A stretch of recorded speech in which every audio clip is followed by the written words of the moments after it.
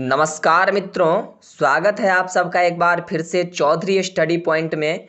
मैं अभिषेक कुमार आज व्याकरण ज्ञान भाग 3 लेकर के आया हूँ। तो दोस्तों, 2 वीडियो में हमने स्वर और व्यंजन के विषय में जाना। आज से हम संधि के विषय में शुरू कर रहे हैं पढ़ना। दोस्तों, संधि शब्द का अर्थ आप लोग जानते होंगे। सम उपसर्ग और धी धातु से संधि बना है और संधि यह शब्द पुल्लिंग है। ठीक है दोस्तों, तो अब देखिए आज से हम स्वर संधि के विषय में पढ़ेंगे। तो स्वर संधि क्या होता है हम आप जानते हैं कि स्वरों में होने वाली संधि को हम स्वर संधि कहते हैं, या स्वर वर्णों के स्थान पर जो संधि होती है उसे स्वर संधि कहते हैं। स्वर संधि दोस्तों मुख्यतः 8 प्रकार के होते हैं। यण संधि, यान्ता वान्तादेश संधि जिसको अयादि संधि भी कहते हैं, गुण संधि, वृद्धि संधि, पररूप संधि, पूर्वरूप संधि और प्रकृति भाव संधि और सवर्ण दीर्घ संधि। तो कुल 8 प्रकार के स्वर संधि बतलाए गए हैं। तो इसमें से सबसे पहला हम यण संधि के ऊपर सूत्र के साथ बात करेंगे। तो यण संधि करने के लिए जो दोस्तों है वो सूत्र है इको यणचि, जो यण संधि विधायकम विधि सूत्रम है। इको यणचि, देखिए 3 शब्द इसमें दिखेगा ये त्रिपद सूत्र है कि इकह यणः अचि।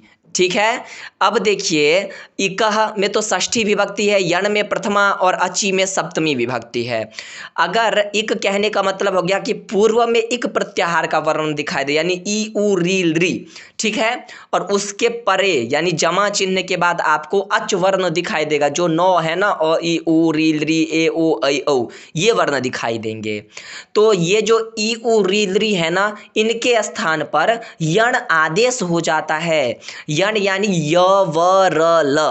ठीक है दोस्तों, ई को य हो जाएगा आदेश, उ को व आदेश हो जाएगा, री को र आदेश हो जाएगा और लृ को ल आदेश हो जाएगा। जैसे कि मान लीजिए सुधी धन में अत्र, तो सुधी, देखिए सुधी का जो सबसे अंतिम वर्ण है वो धकार उत्तरवर्ती ईकार है, ध में ई है। तो इसने कहा था कि पूर्व का पदांत इक हो, तो ये इक प्रत्याहार के अंतर्गत आता है ई।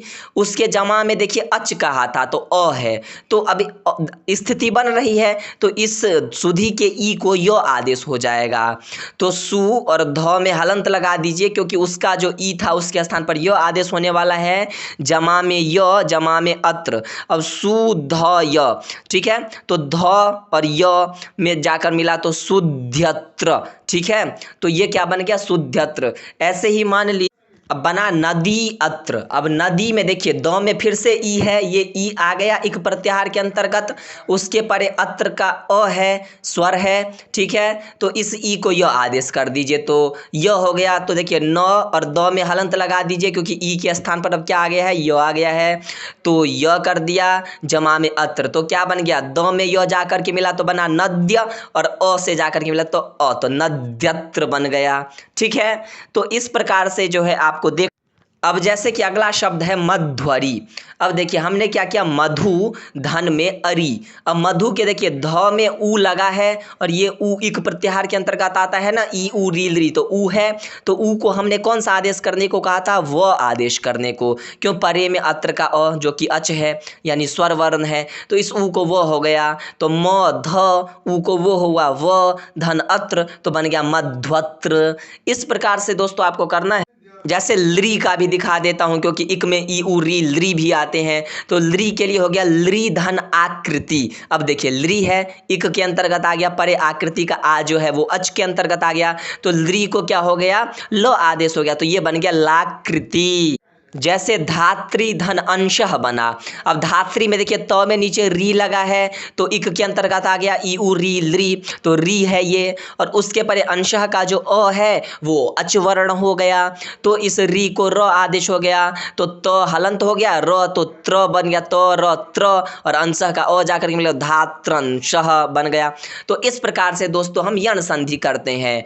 तो यण संधि करने के लिए सूत्र होगा इको यणचि। तो आज के लिए बस इतना ही, कल फिर मिलते हैं एक नई संधि के ऊपर वीडियो लेकर के। तब तक के लिए धन्यवाद।